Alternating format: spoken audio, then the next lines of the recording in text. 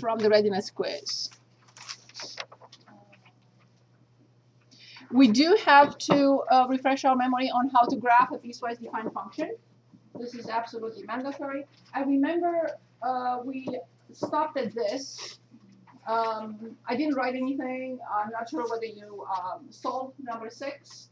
So let's do that because I did not finish it, or I didn't even write it. I was taking attendance or something.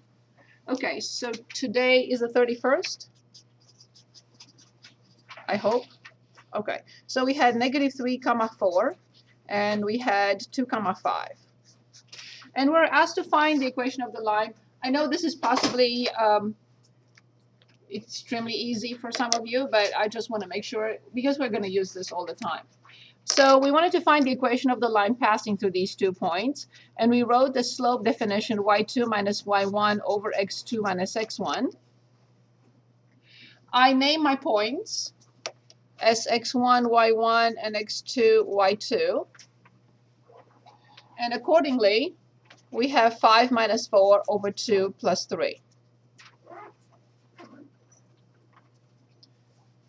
So then the numerator is 1, the denominator is 5. We have 2 options for the equation of the line. So this is again for your memory book, if you want to call it. So we have y equals mx plus b, which is the slope-intercept form. Slope, actually y-intercept form. I know everyone knows this. And the other one is y minus y1 equals the slope times x minus x1, which is point slope form. So y equals mx plus b, where b is nothing else but 0, b, which is the y-intercept. Obviously, because x is 0. So which of the 2 equations are we going to use? Are we going to use y equals mx plus b or the other one, the point slope form? I know it's a silly question. We don't have the y-intercept. So I will use the point slope form. Which point do I use? Of course, it's a silly question. It doesn't matter. I'm going to use the first one. So I'm copying y minus y1 equals the slope times x minus x1. I will write under m 1/5. I will write under y1 4 and under x1 -3. I don't expect you to use any of my methods unless you find them easier, unless they make sense to you. If you know a different method, please use it. Any questions so far? Yes, please. Couldn't you use y equals mx plus b and plug in the 5 for the y, and then use the 2 for the x and solve for the b? Yes, yes. However, here I'm saying it's a perfect method, absolutely no problem. But here's the difference between what I'm doing and what you're doing. I'm doing this, and you're doing this. Doesn't matter. You're going to get the same answer. So y minus 4 equals 1/5 and x plus 3. Distribute 1/5 x plus 3/5 plus 4, and we add those 2. The least common denominator is 5. So 5 times 4 is 20, 23. So the equation of the line is y equals 1/5 x plus 23 divided by 5. Any method that works is acceptable. Can anyone give us the y-intercept of the line?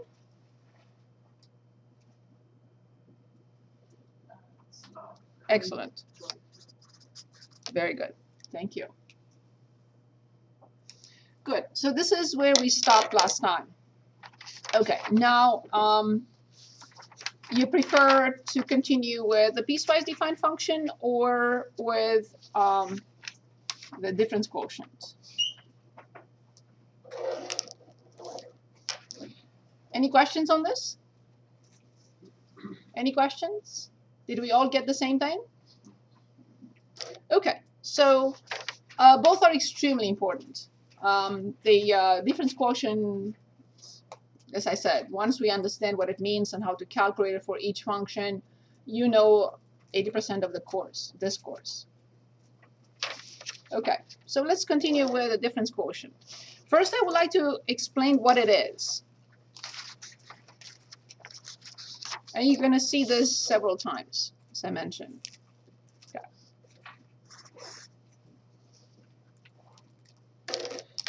Okay, let's suppose this is the graph of a function.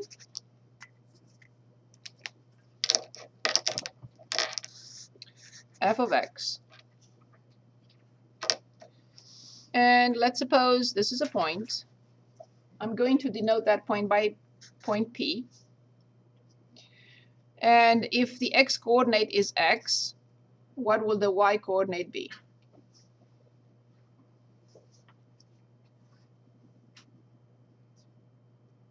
Give it a shot. X plus h. There is no h yet in there yet. Yes, please. Say it again.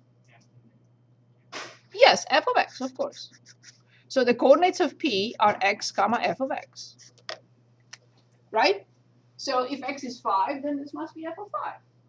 We all agree with that, right? So any point on a graph of a function has a particular x and the corresponding y through the function, correct? That's the height. We know that. Do we understand that concept? Yes? So if I say x is 5, what we are going to do to find the y coordinate? F of 5, right? So if this is 5, then this is f of 5. Good. So now I'm going to create another point, which is Q. It will be at a tiny distance from x. You can say it's that tiny. Please imagine it's tiny because if I don't make it big enough, I can't explain what I'm doing. So h is small.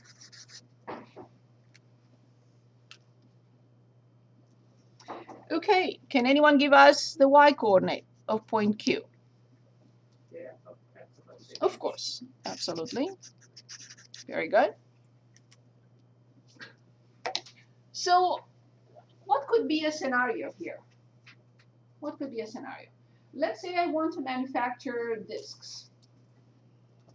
And for some reason, I can't manufacture discs that have the exact same, let's say, circumference or diameter or radius, whatever you want. So all of them have some sort of error, tiny error.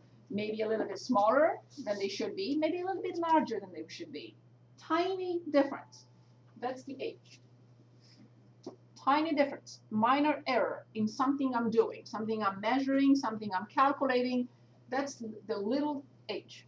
Okay? So obviously because h is so small, Q and P are very close to each other. But of course, I'm zooming in so I can explain what I'm doing. So P and Q are close to each other. So then, now, I'm going to draw a line through P and Q. What kind of line is this?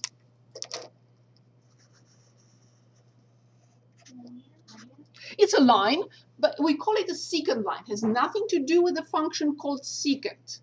Okay? It's a secant line. Secant line. Is it tangent? No, it's not tangent because the tangent line will look like this at P. Or at Q, it will look like this. So this is a secant line. It crosses the graph of the function in 2 points. So the name of such a line is secant. Okay. Now I would like you to come up with a definition of the slope of this line. So I want the slope of PQ. I want to determine the slope of the line PQ. Can anyone dictate? So first of all, the formula is y2 minus y1 over x2 minus x1. No doubt there. X plus h minus F of x plus h, awesome. minus f of x Very good. over h. I have to show to everyone how we get that though. X plus h. Very good. Awesome. Excellent. Thank you both. So obviously, yes, x with negative x will go away. So this is f of x plus h minus f of x divided by h. This is what we call the difference quotient. But let's identify or make it clear what it is. dq, difference quotient. This is what it's called, the difference quotient. And we will be able to calculate it for many functions. Different types.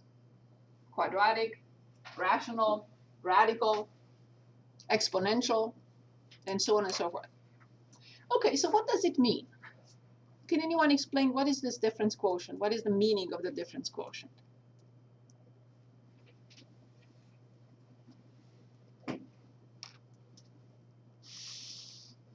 Like any slope of a line. This is what this is. The difference quotient is the slope of this line.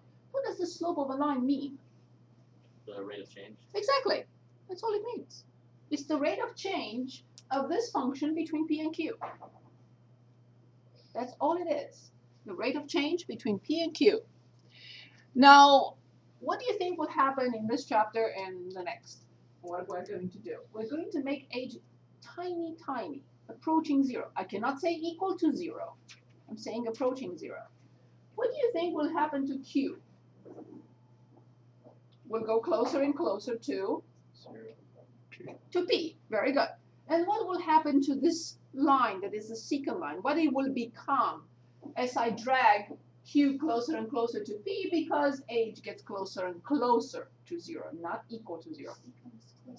It becomes, it changes from secant line, it changes into tangent line at P. That's the concept of this course.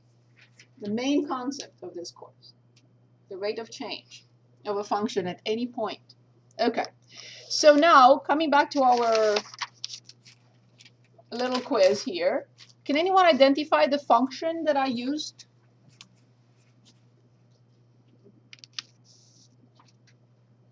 X squared. Of course, of course. So the function is f of x equals 1 over x squared, and we're asked to find the difference quotient. Okay, any questions so far? Are you all with me? Any questions? Any questions? Okay, perfect. So, can anyone dictate the difference quotient? We like it or not, we have to remember it moving forward. And it's this. And we know how we got it. And it's this. So we have to remember it moving forward. So f of x plus h minus f of x divided by h. Is there another expression for or an explanation of the difference f of x plus h minus f of x? So what would this mean? For a minor or tiny change in the x value, or any tiny change in the x value, will trigger a change in the y value. That's what this difference is. Well, how did it appear? Because I changed x into x plus h. I introduced some tiny error. Well, that triggers some error in the y value. Any deviation in x will create a deviation in y. Very good. So then, all we have to do is plug in. Can anyone dictate f of x plus h for this function, 1 over x squared? I'm ready. Very good. Do you all agree with this? Minus divided by h. Okay, so now some more information or another piece of information if you want for your memory notebook that we were talking about, if you'd like to create it. What is this? Yes, you can say it's a difference quotient, but what is this expression? The terminology is very important. It's like a foreign language, right? So what is this? It has a name. Forget about what it means. So what is just this expression? It's called a complex rational expression. Complex not in the sense that it's difficult, in the sense that it has fractions at the top and possibly operations with fractions at the bottom. So we have to work on it slowly, step by step. So complex, something else for your notebook. Complex rational expression. What does this mean? Well, I have to get rid of the fractions at the top, change it into 1, in other words, perform the subtraction, and then flip because I'm dividing two fractions. So let's start. What is the least common denominator? So the difference quotient, h or h over 1. So what is the least common denominator at the top?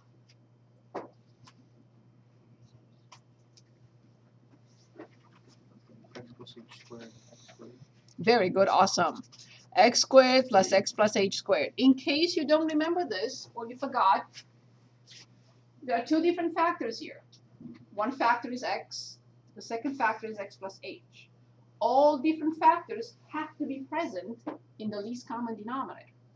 Furthermore, I have to analyze exponents. Since the exponent of x plus h is 2, I have to copy it with 2. And the same thing with x squared. Now I need adjustments. Adjustment for the top of this, an adjustment for the top of this. As you know, I cannot copy 1 minus 1. So this denominator was multiplied by x squared. So I have to multiply the numerator by x squared as well. This denominator was multiplied by x plus h squared. Therefore, I have to multiply the numerator by x plus h everything squared. Can anyone give us the numerator here? X squared minus x plus h squared. X squared minus? X plus h squared. Very good, in parentheses. Now, I have two options for this. What we covered last time, I didn't bring it. It's the special products. I shred these after I scan them for you. So either I use the difference of squares or I square this binomial. It doesn't matter which method you want to use. You want to factor the difference of squares or you want to square x plus h. Factor. You want to factor. Excellent. I completely agree. Good. So then,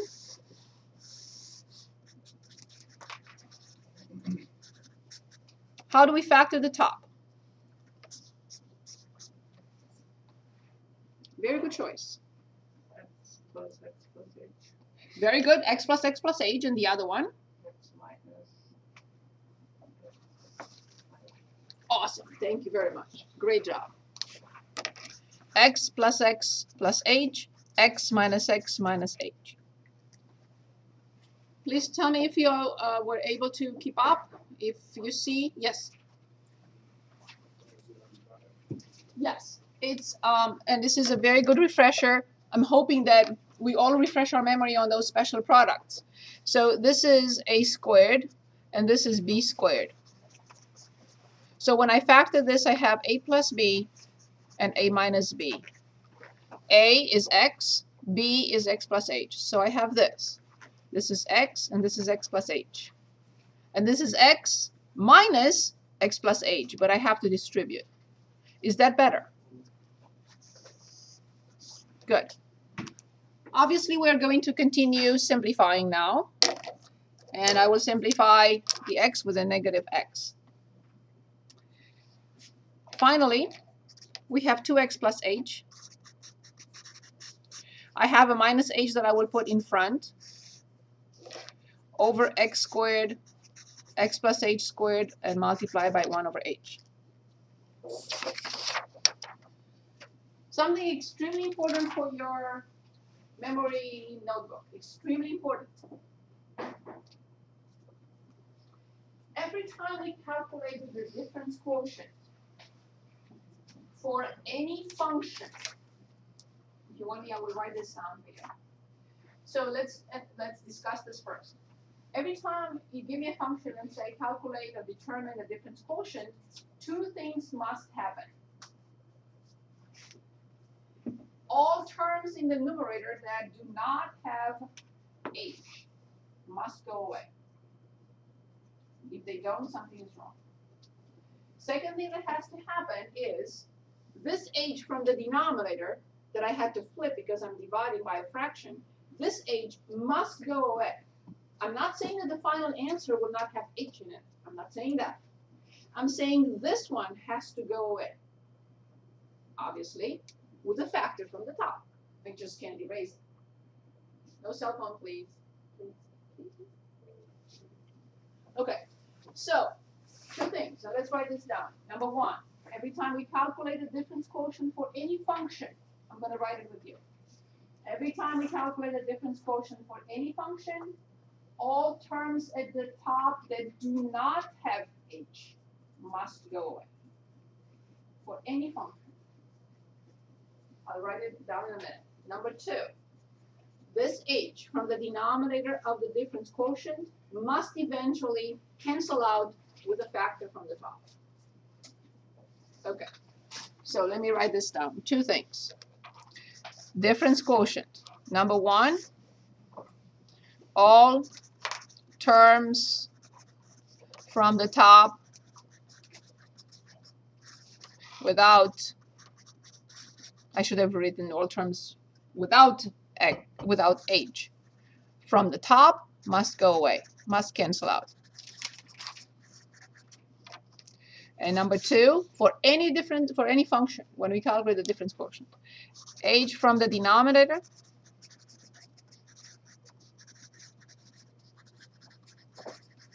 must be simplified, must go away. For any function, no matter which function it is, or what type. So as you see here, now I'm ready to simplify h by h. Don't forget to write 1. I recommend it. And then the final simplified form will be this.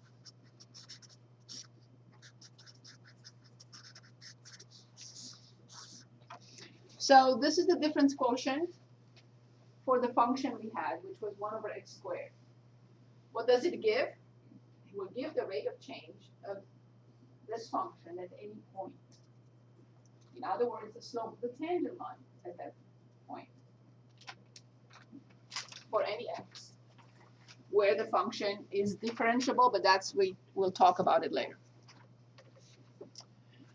Okay, so now I think we should refresh our memory on how to graph a piecewise defined function, because this is very important. We're going to see that. And we're going to be able to read from a piecewise defined function a lot of information. Any questions on this? We can choose another function if you'd like. But we're going to do this in chapter 2 anyway. Yes, please. Isn't it a negative h on the top? Nope. That one? No, the final answer. Because you cancel the h's, but you don't cancel the negative. So I can cancel the negative. There's a factor of negative 1 in front. no. That's okay. Yeah. That's okay. As I mentioned before, even if it turns out that I'm right and you didn't see something, please always raise your hand. I would love to. I always do. I would like to go back and check and make sure that what I wrote is correct. So there is absolutely no problem. Always feel free to speak up, please, in my class. So that was a factor of negative 1 that ended up in front of the fraction line. Is that okay? Everyone? Okay. Good. So would you like to work on this with another function, or we can move on to the piecewise defined function? Another function. Another function. Would you like to pick? This was a rational function. We can pick quadratic. We can pick radical functions. Which one? Okay, a radical function. So please give us any radical function you would like to determine the difference quotient for. This is chapter 2. So I have to do it anyway. So give me any function you'd like.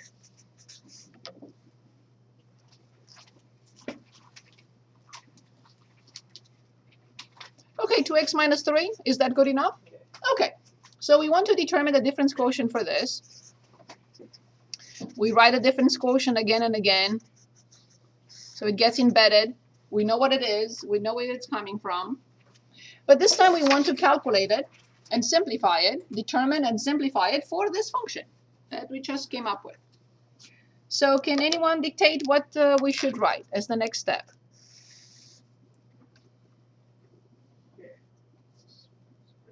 Yes? Yes? 2x plus h 2x plus You either say parentheses or you distribute, one or the other. 2h, very good. Minus 3, perfect. Minus, minus 2x minus careful. The square root. Perfect. Okay. So I'm given a function. I'm asked to determine and simplify the difference quotient. Two things must happen. Can anyone refresh our memory on one? The first one. What has to happen? No matter what mechanism we employ, doesn't matter. What has to happen first? All the terms not with h must cancel. From the top. From the top. Must go away. Correct. What is the second thing that must happen for sure? The h in the denominator. The one in the denominator. As you see in the previous example, we still had h in the final answer. Right here and right here. But that's okay, but not this one. This one went away. Excellent. Great. Okay, I see radicals. What do I do when, or what is my first thought when I see functions with radicals? that multiply the Square. I can't. This is like saying I have $10 in my pocket and square it. But if it's an equation, I would be able to square both sides. But if I just say, oh, okay, I have a pencil, let me square it. It's not possible. Good. So what can I do here? multiply by like What is the process called? uh, That's okay. This is Rationalize. excellent. So this is another thing for your notebook. Rationalizing. Sometimes we have to rationalize the numerator. Other times we have to rationalize the denominator. And of course it can happen that we have to rationalize both. So yes, we will have to rationalize the numerator in this case. So let's write it, and then I'm writing what it is. Rationalize the numerator this time. In general, we rationalize the denominator. We don't go like radicals in the denominator, but for this situation, I have to rationalize the numerator. Okay. So now, which formula or special product let me see if I have another, because this, as I mentioned before, no, how come I don't have another, I'm looking for the special product. If I have another form, I don't.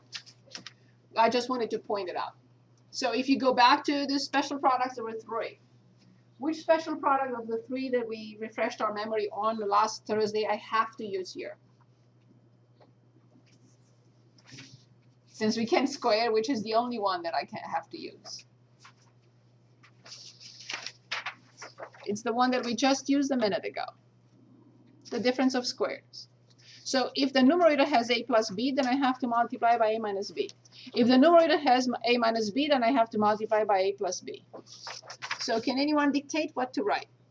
2x plus 2h minus 3 The square root of 2x plus 2h minus 3. plus Correct. Very good.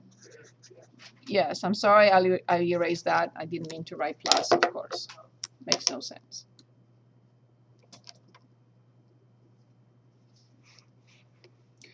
Over? 6 Exactly, it must be the same. 2x plus 2h minus 3 plus the square root of 2x minus 3. Good. Next step, please. I'm using this formula. A squared minus b squared. So when I square this, what do I get? 2x Very good. Plus 3 2h minus 3. Very good. Minus, minus 2x minus 3 if we put parentheses, but if we want to distribute all the way, plus 3. plus 3. So this is h, and in parentheses, the square root of 2x plus 2h minus 3 plus the square root of 2x minus 3. Okay, what did we say again has to happen at the top for every function when we calculate the difference quotient? All the terms not with h to get rid of. If they don't go away, something is wrong. Do they go away? Do all terms without h go away? They do. Very good. So then the intermediate step, right before the final step, is this.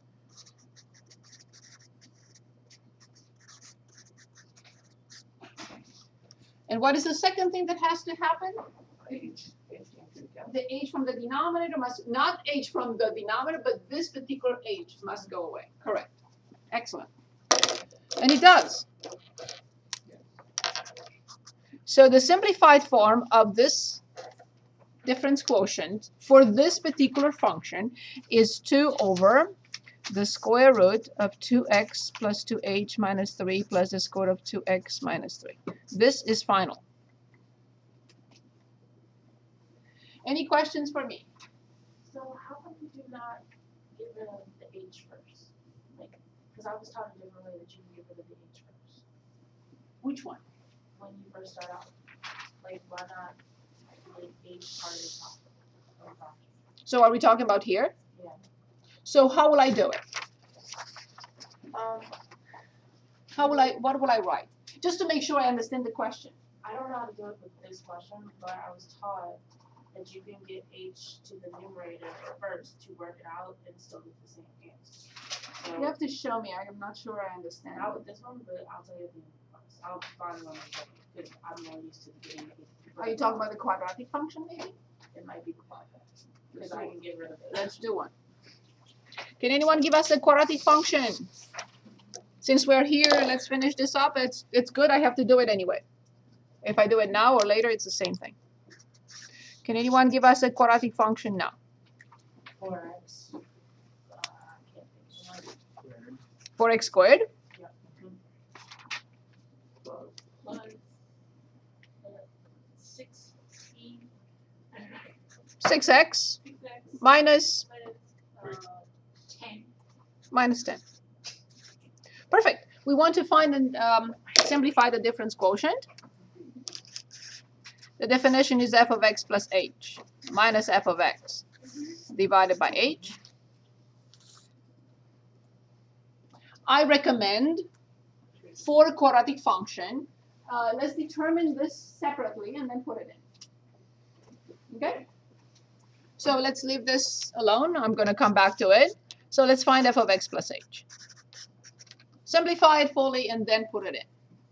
Can anyone, and please stop me. I don't know your names just yet, but I will. So forgive me for that. And don't forget to set up a time for a few minutes, 10 minutes, 5 minutes with me outside of class to make up a plan and make sure that we are on the right track. Okay, so ready? Can anyone dictate?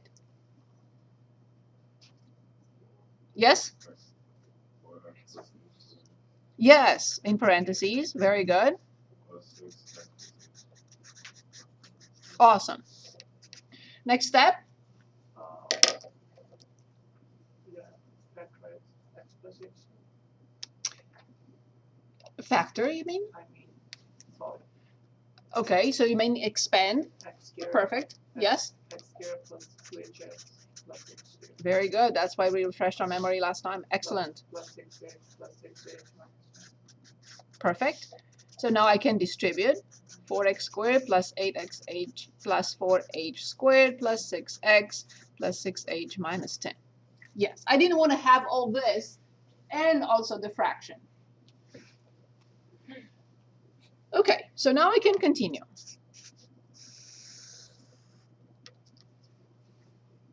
Is this what you had in mind or I think something? it is. Okay, and how can you remove h without doing what we just did before? I think I'm supposed to rationalize it, not rationalize conjugate. But this is what we did, the conjugate for the I radical. think I learned it. I think I just processed it wrong. Okay. But I get h away from the bottom so I don't have the fraction at the bottom. And then you multiply by 1 over h. You have to keep all the difference quotient together. You can't do that. I mean, you can simplify like we did because it will. I don't want to carry the fraction with on 3 lines of writing. But no, you cannot do that and then come back and unless what if you forget about 1 over h? I have to see what your. I have to find it because I think I did run it differently, but I'm ready to know it too.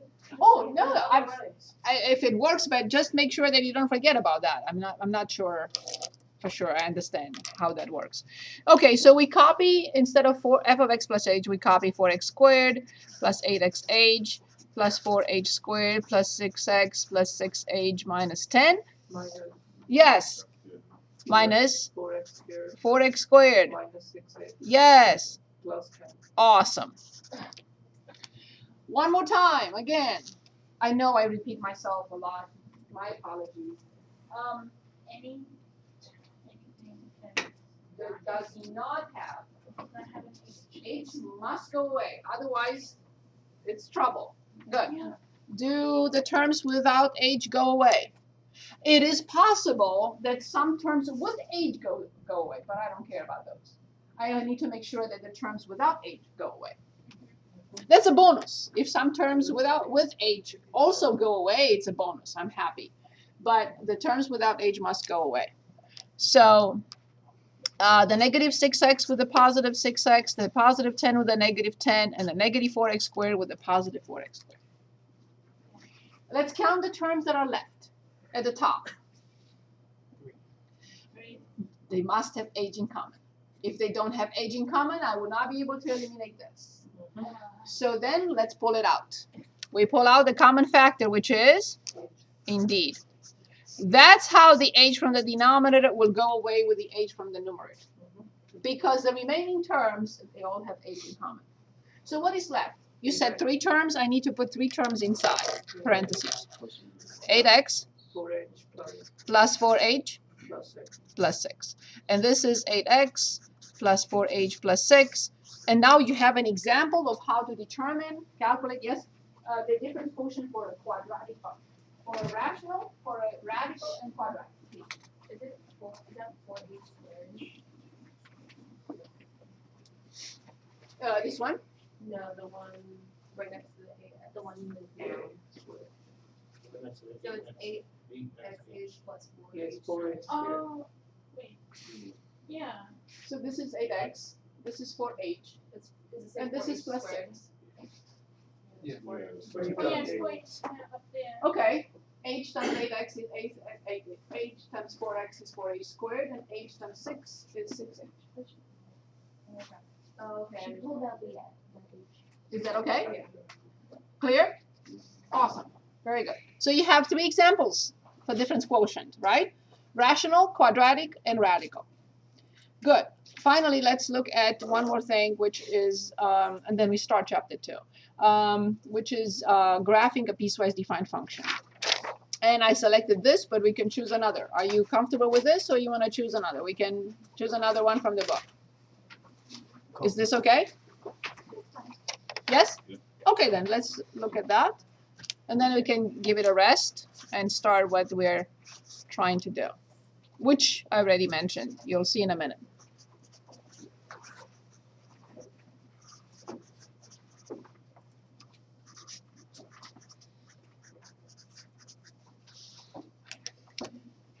Okay, so let's look at this function. And I see that it's what is called defined in 3 pieces. That's why the name is piecewise defined function.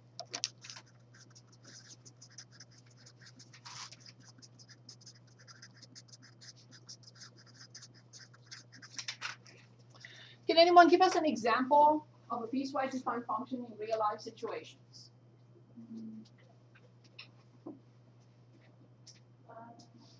Ricky? Wait, so an example of piecewise Yes. in real life? Yes.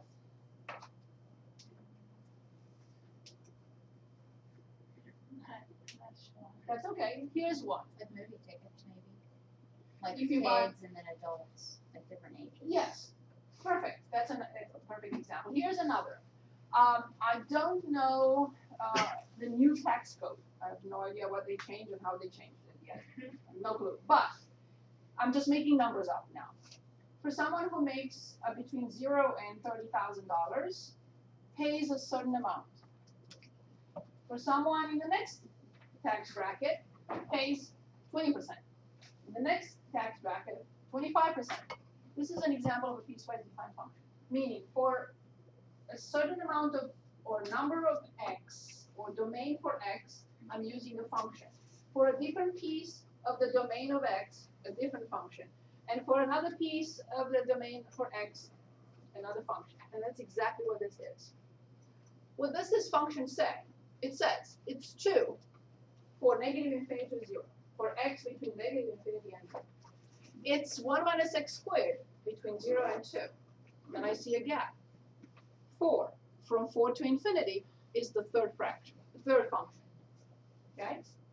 So when we graph something like this, we have to make sure that these graphs do not overlap, because the first function is only for certain numbers of x values, right? Certain x values. The second function is right here between these two, and the third one is right here. So I don't want to see something like things overlapping, something from the right overlapping with something from the left, and so on and so forth. Yes, please.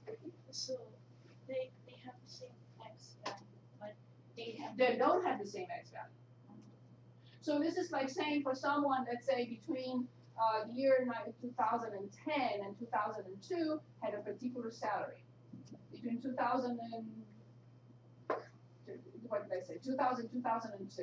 Between 2002 and 2010, a different salary. Yeah, they cannot overlap. You see my point? So we have to be careful. Okay. So what is the first thing I have to do or determine, if you want, every time I'm asked to graph a function? Y-intersection. values. The domain. That is my first concern. Did I do something? Was it me? Okay, so the domain of the function, no matter what function, which function I'm given, no matter what I'm asked to do, my first thought has to be domain. And for this piecewise defined function, I already mentioned by me showing three different pieces, I kind of gave you the idea of the domain. So this, I hope you agree, is the same with negative infinity 0. Would you accept that saying x less than or equal to 0, I really mean negative infinity to 0? Agreed? Okay, now for 0 to 2, I really say I have the open interval 0, 2. Would you accept? And for the last piece, obviously, I have 4, infinity. Is this acceptable? Okay, you can say, and again, please feel free to use any method you like. I think that this is very self-explanatory, but you may have your own, and I'm fine with it. Why do I change the inequality into the interval notation? What's the purpose of that? Why isn't the inequality good enough? It is good, but not good enough. So here's why. It is easier, in my opinion, to identify the domain of this function by changing the inequality symbol into interval notation. So from negative to 0, 0 is included, 0 to 2, 2 is not included, jump to 4, 4 is included, to infinity. Can anyone identify the domain so we can write it here in interval notation for this function?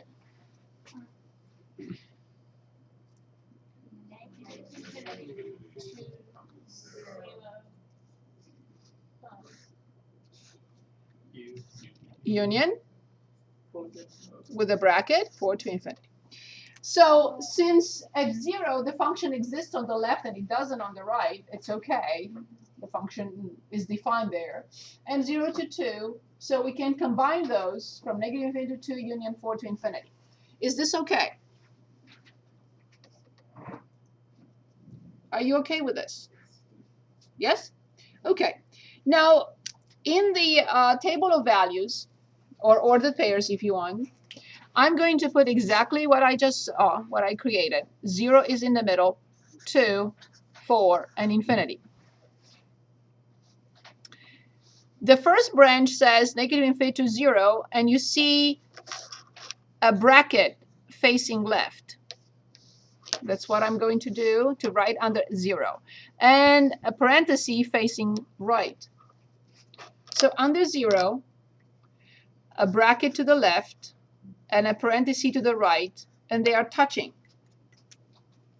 You'll see in a minute why I'm doing this.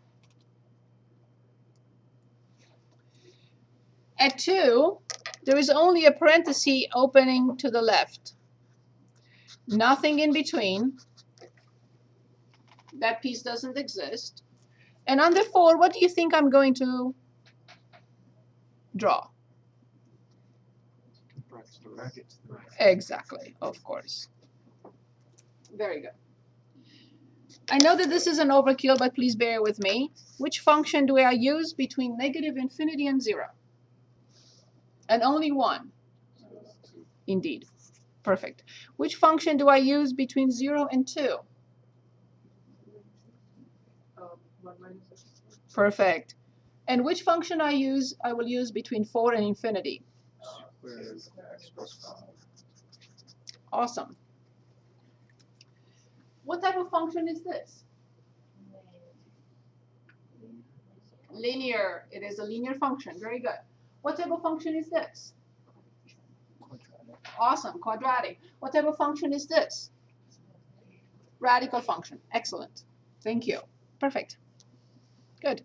So now, because this is linear, I need 2 ordered pairs. So when x is negative 1, how much is y? When x is 0, how much is y? Very good, awesome. I finished with the left branch. In the middle now. When x is 0, how much is y? 1. However, notice that 2 is inside the bracket and 1 is inside the parenthesis. So I'm sure you're asking yourselves, why is she plugging in 0 in the second branch? Because it's not allowed, right?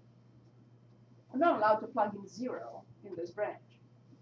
0 is not in this domain, in this territory. 0 is only here.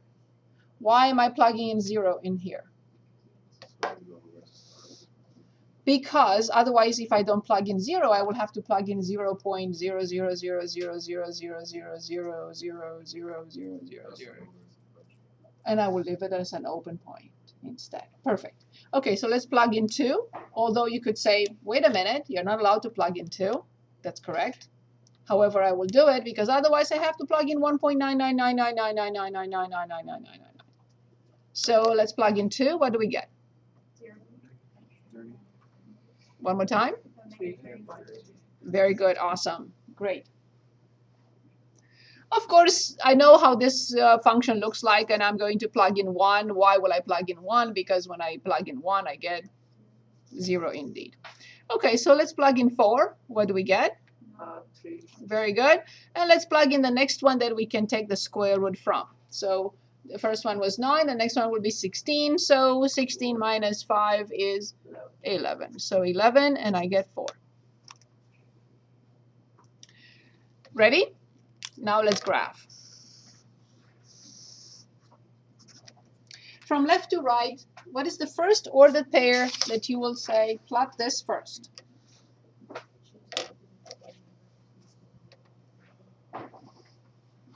First ordered pair, please. Very good. Negative 1, comma 2. Next ordered pair. Very good. With a full point. And we're done with the left branch.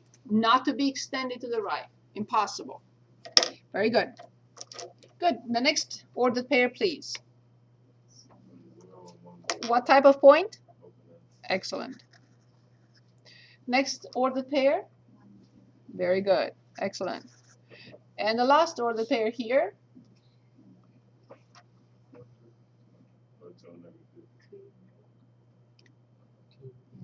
2, comma. Negative 3.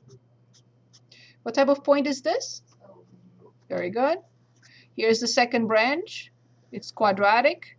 Do not graph it as a straight line. We're done with the second branch, not to be extended in any direction. From this open point till this open point. Final step. Where do I start now?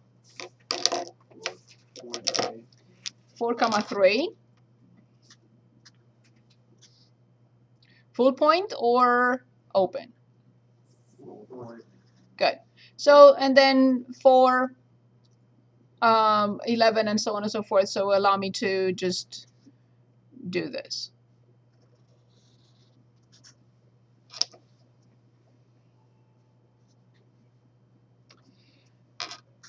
Good. I would like someone to identify the range of this function. We have the domain. Now we want to identify the range.